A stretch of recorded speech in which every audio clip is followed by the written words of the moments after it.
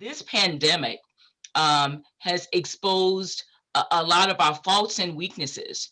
And one that is glaring is that the primary tool for addressing what the major challenges are in front of us, be it continual education, uh, healthcare opportunities without risking um, your exposure or anybody else's exposure to you in person, finding though that next job, reskilling, that at the foundation of it all is connectivity.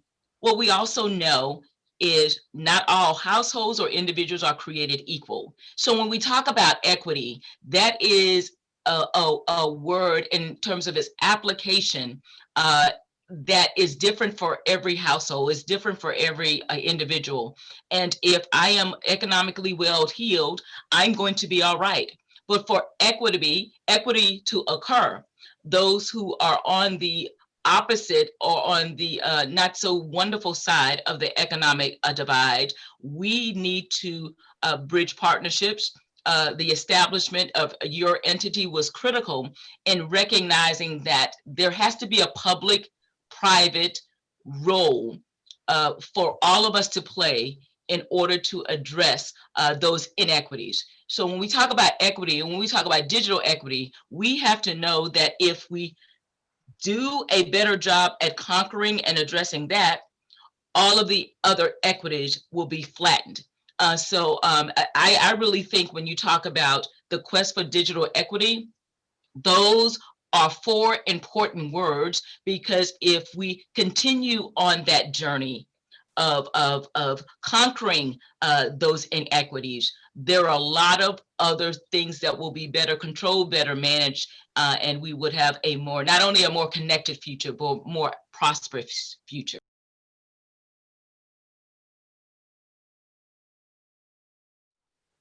The digital divide is as much an urban problem as it is a rural problem.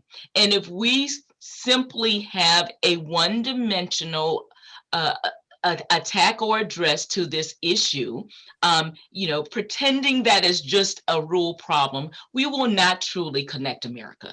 That's just it. We do have redlining when it comes to the infrastructure bill. We do have gaps in the intercities, in in suburban communities, and of course in rural communities that those needs should be addressed. So Congress, as the appropriator, could direct funding, but those of us at the state and local level need to partner to ensure that the resources flow to where it's needed the most.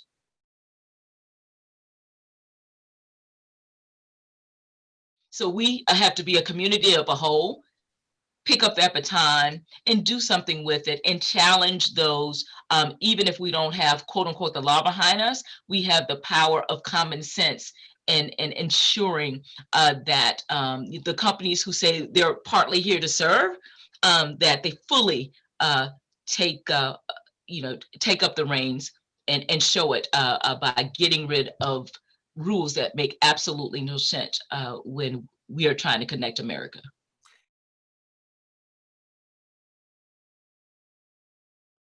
What would you advise us to help us keep going? Mignon? Continue your quest to fix what's broken. You are in your communities, you are of your communities, you know what people in the community are asking for, you know what the needs are. Continue to be an advocate, continue to be their voice, because sometimes they have been so disabled for so long that they can't, do not have the energy or the wherewithal to speak up. So continue to do that. I know there are times where that exercise is exhausting. Um, I know there are times where those efforts do not, in the short term and even in the intermediate term, that they return the dividends that you think are worthy.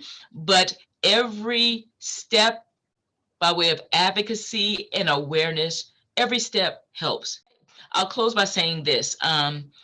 We all say we want boundless opportunities, that we want seamless partnerships, that we want enhanced collaborations. That only happens if we continue to bridge, to connect, to be a voice for those who are digitally disadvantaged. So do not get weary. Take a break every now and then, but don't, can't be a long break. And I assure you, if there's nothing else I know, every step you take in the right direction helps.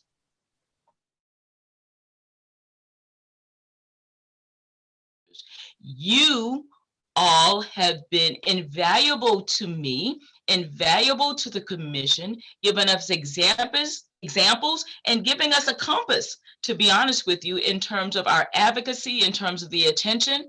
One of the things that I point at and reference a lot is when I went to that elementary school in downtown in Los Angeles. I had no idea the magnitude of the urban digital divide. I mean, I knew I heard it. You can read a figure on a piece of paper, but to see it up close and personal and how it was impacting the educational experiences of those bright young minds, you don't get that without having interaction with entities and organizations like yours.